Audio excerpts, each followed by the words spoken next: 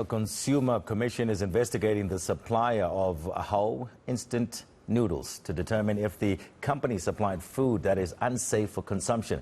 The probe follows reports that 3 children died in the Eastern Cape after allegedly eating those noodles. Grandy Sink, a company based in Uitenhage in the Eastern Cape, is the supplier of this brand of 2-minute noodles.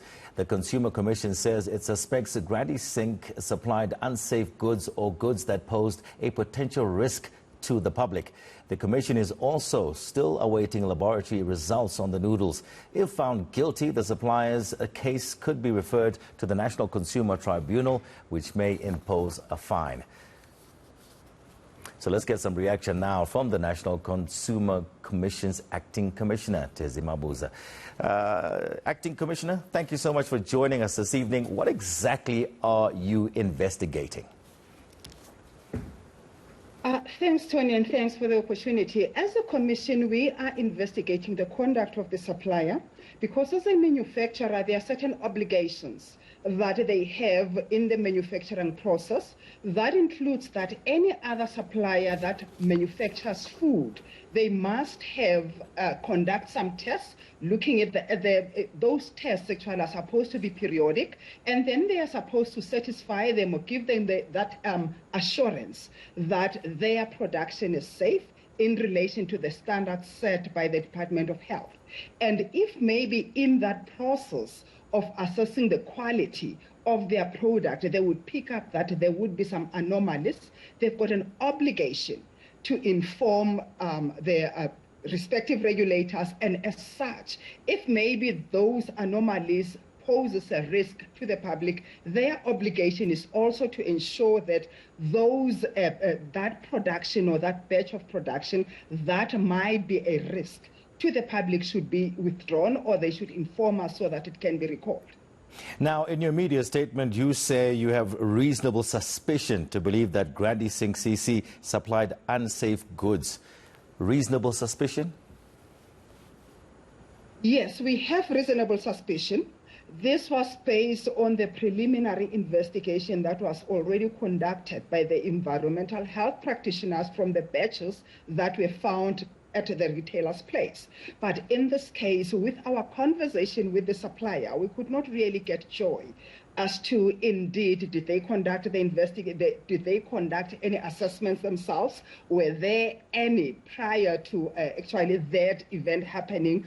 Whether do we have any kind of like results that were conducted periodically? So in this case, we are looking at either an omission or a commission. So we are looking for that information, and then there are standards that they're supposed to be following. So we want to see if maybe those standards were followed before we can reach that conclusion.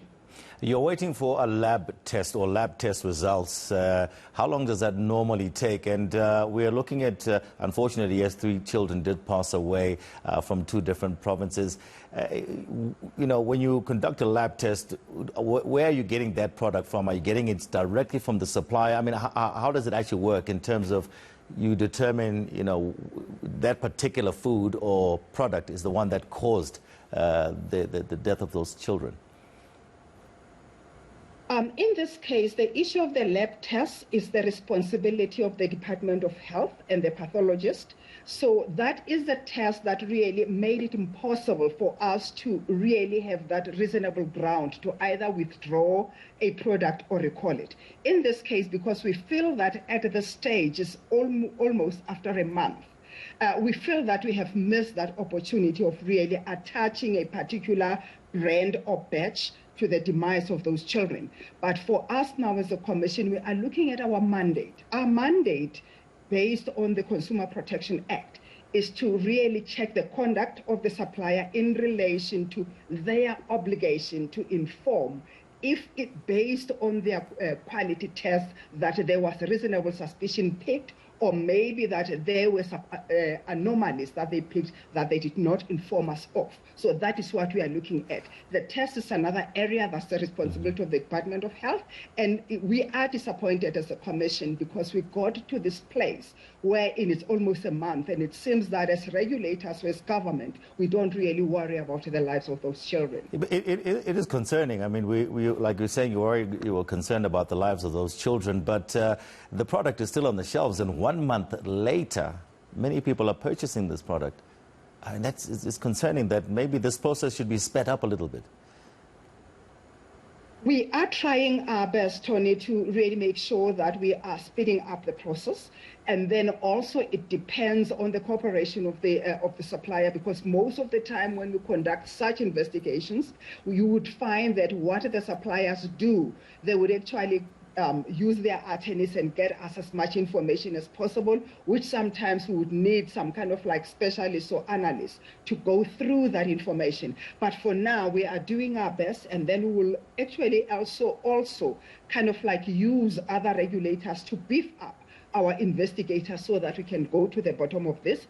And then where it's possible, our investigators in this matter, they've taken this as a priority because we felt that as a commission and other regulators that are involved, we have let South Africans down by really taking so much time. Because even those pathology results should not have taken so much so that we could link that, to have that causal link. And in this case, I think South Africans were kind of like now hoping that there will be a recall. But in this case, we don't know because we don't have those grounds to recall to say, this is the batches and this is the time in which it was produced. And then even for now, if we say recall, what is it that we are recalling? That's what we are worried about. Hence, we are using the provision of the CPA rather than the pathology results to really get into the bottom of the story.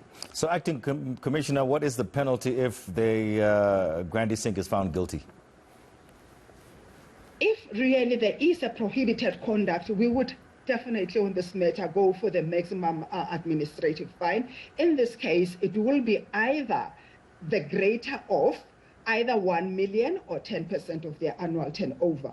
And if indeed there is that causal link between the children's demise and the product, in this case, after we have actually declared that conduct is prohibited, then the parents will have that certificate given to them for them also to follow that issues of now the wherein we would go for a civil suit wherein they've got a right to claim for damages in this instance.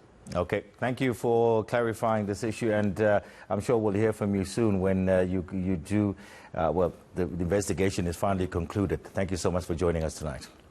That was National Consumer Commission's Acting Commissioner, Tezima Buza.